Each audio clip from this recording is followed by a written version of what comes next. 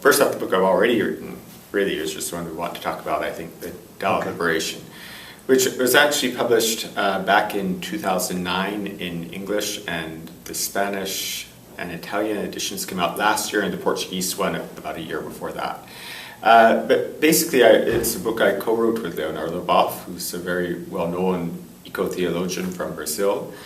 And it kind of went back to when I finished my master's, and Leonardo read my kind of master's thesis and said, why don't we write something together? And then it mainly took me, in terms of doing a bunch of extra research, that's about a 10-year process, really.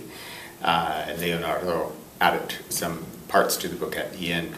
But I think that the main question behind this book was, we know we need to move toward a different way of being humans on this planet. We know that, both in terms of inequality between rich and poor, and in terms of the ecological costs, that this whole way of living on the planet is not sustainable, and it's not even healthy for most people, and certainly isn't healthy for most species and ecosystems. So the kind of question was, why is it so difficult, really, to make the changes we need to make?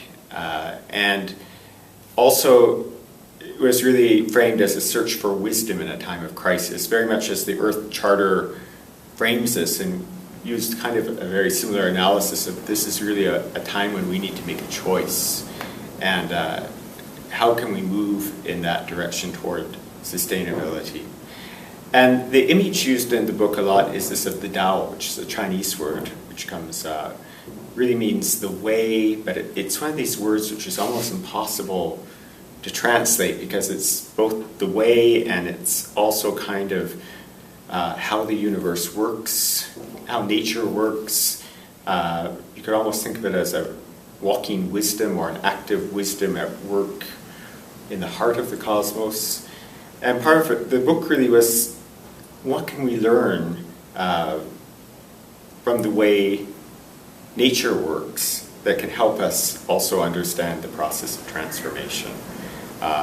So the book begins looking at obstacles, and those obstacles include systemic obstacles, things like our economic system addicted to growth, the way that large corporations often dominate the economy, and kind of how really there's almost a pathology of work, how we have created an economy that instead of sustaining life is really turning life into money, which doesn't really have intrinsic value in itself. Then the second part was looking at some of the more ideological, how did we get here, really? And some of that comes through psychology, looking at things like how both anthropocentrism, the tendency of humans to kind of measure everything from their own perspective, our own utility, and also oppression and patriarchy. How did those things come about in history? Some insights from eco-psychology, why we're blocked often from how we got cut off from a sense of connectedness with what we could call the more than or the other than human world. How did that separation really begin? How can we regain a sense of connection?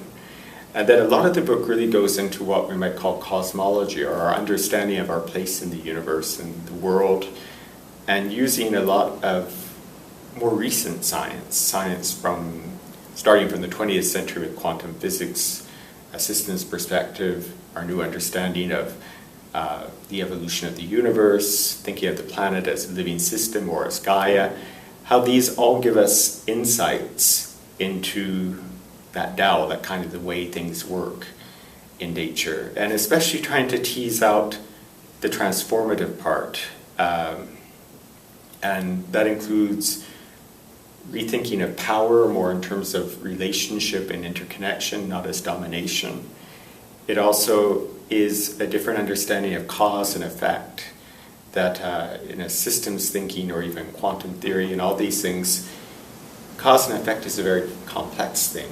And sometimes we feel powerless because we think, all of these things are so big and it's very difficult for us to address them, and we seem to be very small.